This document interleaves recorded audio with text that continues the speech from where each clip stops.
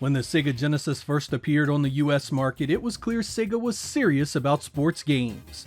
They took many of the Japanese releases already available for the machine and rebranded them behind high-profile coaches and athletes. When it came time to get a football game on the market, they hit a few snags that led to a rather average release that was hamstrung further by Electronic Arts. Early in the life of the Genesis, Sega of America did not have the capacity to develop a Genesis game on their own, so they needed outside help. That meant the original Joe Montana Football was developed by Park Place Productions, who had also developed John Madden Football. Sega had licensed the work from Electronic Arts, and Park Place would heavily modify it into the final product we know today. To make sure Sega's version would not garner the lion's share of attention, EA made sure Joe Montana Football was not at the same level as Madden, simplifying its presentation and graphics accordingly. Fortunately, this incident spurred Sega on to not make the same mistakes in the years that followed. Every release after seemed to improve and add features, and Joe Montana Football would become a major force in the Sega Sports lineup. It only made sense that with the release of the Sega CD, a Joe Montana Football product was sure to follow. It took Sega a year to make it happen, but in October of 1993, we finally got to see what Malibu Interactive had been working on. In this episode, we will be talking about Joe Montana's NFL Football for the Sega CD, go over its features, quality, and legacy, and see if it's something you'll want to try today. We've got a lot to go over, so let's get started.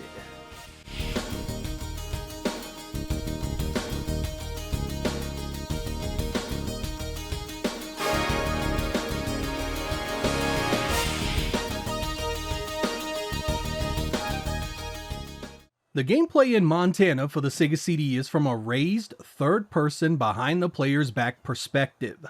Like most of the games of its type, you choose your play from a 3-grid menu on both offense and defense.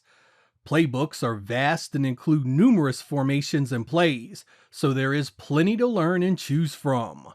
Your offensive plays are easy to read, with the white lines being your receiving routes, red lines running routes, and yellow lines your blockers. Similarly, defensive plays use yellow lines as coverage routes, while red lines are the blitzes. If you are in need, the pause menu allows you to flip the play to better suit your current field position. You can also choose to run the current play from a shotgun position. Your timeouts are from the start menu as well. Before the snap, both sides of the ball are capable of calling audibles with the C button, which essentially changes the play to take better advantage of what you're seeing from the other team. Once the ball is snapped on defense, your C button is your action button. You will be using that for jumps, dives, and tackles. The A button switches your player to the one closest to the ball. On offense, A hikes the ball, and B switches your available receivers. A button passes the ball from there. Once the ball is in the hands of the receiver or other offensive player, A lowers your shoulder to help break tackles, B does your spin move to avoid tackles completely, and C is your dive button for extra yardage. Should you be unsure of what to do in any given situation, you can call on the help of Joe Montana himself, who gives you his expertise on what route to take. Unfortunately, this can only be done through the timeout menu, and you have to pause the game to do it. There is also an instant replay option which allows 4 different viewpoints of the play. Content-wise, there are only 2 modes, an exhibition and season option, both of which can be played with 2 players. The options are fairly standard, with you controlling the difficulty, length of the game, and you can turn off the commentary if you so desire. While this does carry an NFL license, it does not carry the seal of the NFL Players Association. That means you get all the real teams of the era, but none of the real players. You do get 10 additional greatest teams of all time, but again, none of their players. Fortunately, you do have the option to save your season progress thanks to the internal memory of the Sega CD.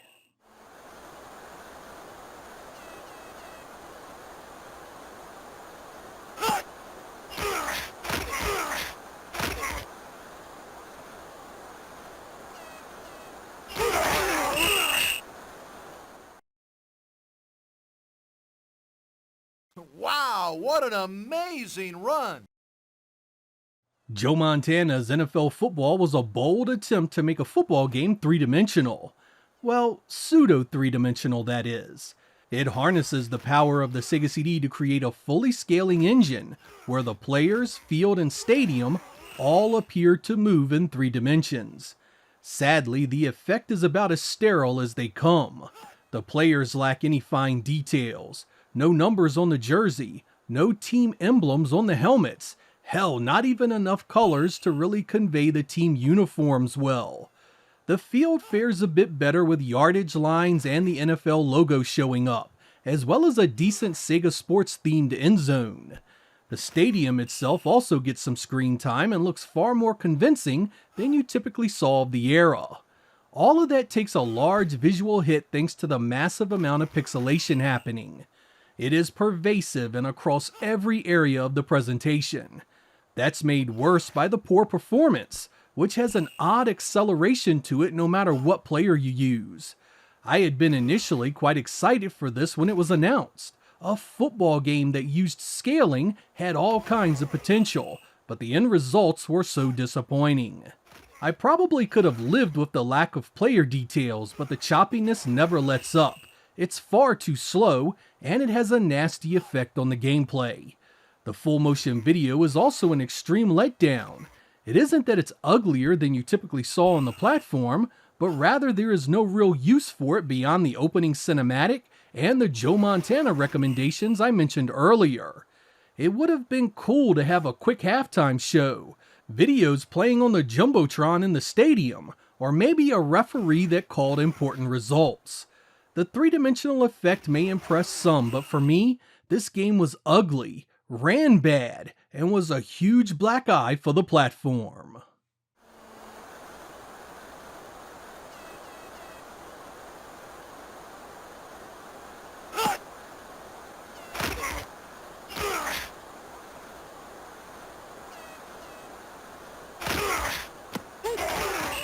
I was also quite shocked how bad the sound was in this.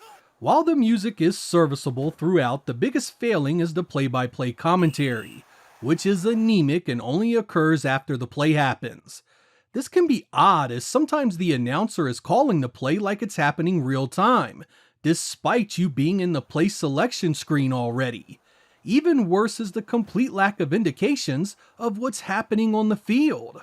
Often a turnover will occur, a big interception or fumble, and you won't realize it until you're back in the playbook selection. The game says nothing about scoring a touchdown on top of that. Here is a few seconds of gameplay to see what I mean.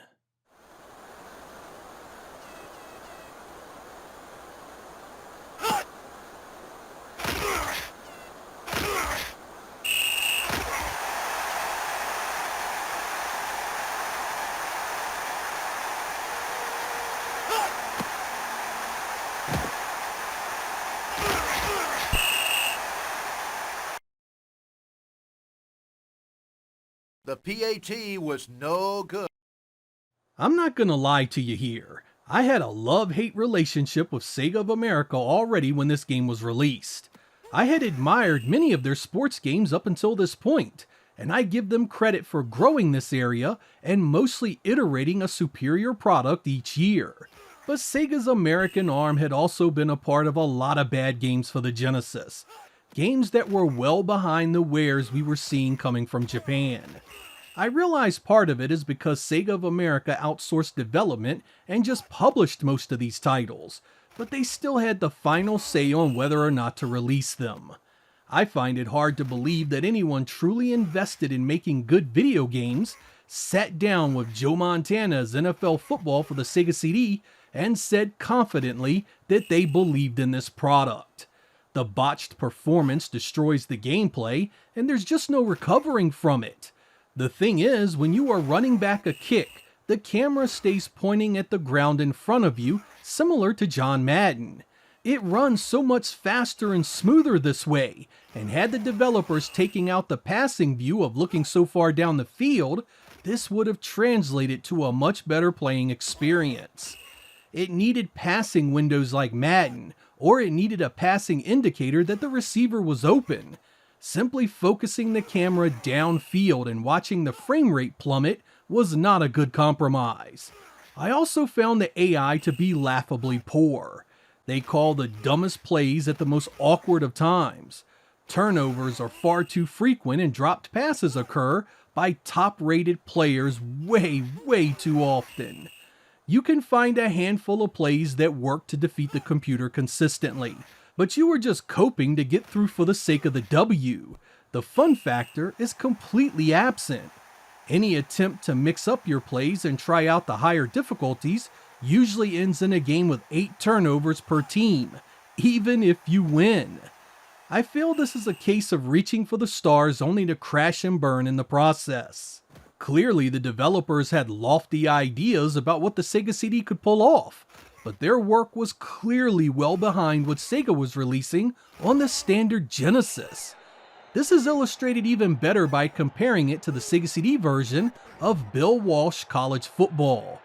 This was a EA release game that was essentially just an enhancement of the cartridge version, but at the end of the day, it looks, runs, and plays so much better than Joe Montana's NFL Football that the comparison is damn near laughable. I'm certain Sega felt it needed something to show off the Sega CD as next-level technology, and went with this based on the scaling element alone. Gameplay and fun factor be damned.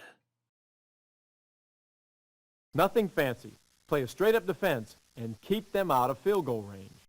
Believe it or not, this game had quite the mix of opinions at its release. While there are plenty that agreed with me that it's one of Sega's worst sports releases of the 16-bit era, there are a number of magazines that praised it as if it were the second coming and the best sports game available that year. I even found one review that claimed it was worth the purchase of the hardware alone. For that reason, I do recommend you try Joe Montana's NFL Football for the Sega CD. Perhaps the scaling behind it is enough for you to tolerate the gameplay and have some fun with it.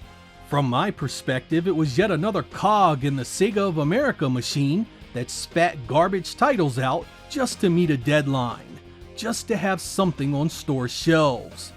This line of thinking would continue well past this game, deep into the life of future Sega consoles like the Saturn.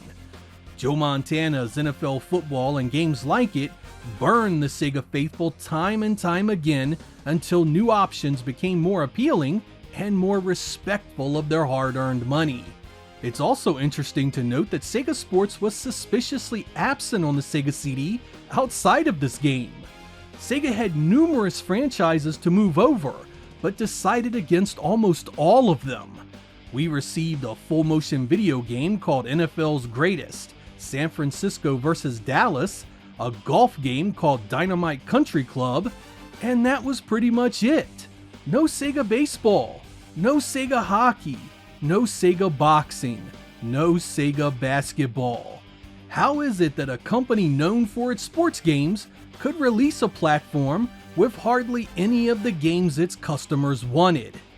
To my utter dismay, Sega would repeat this again the following generation.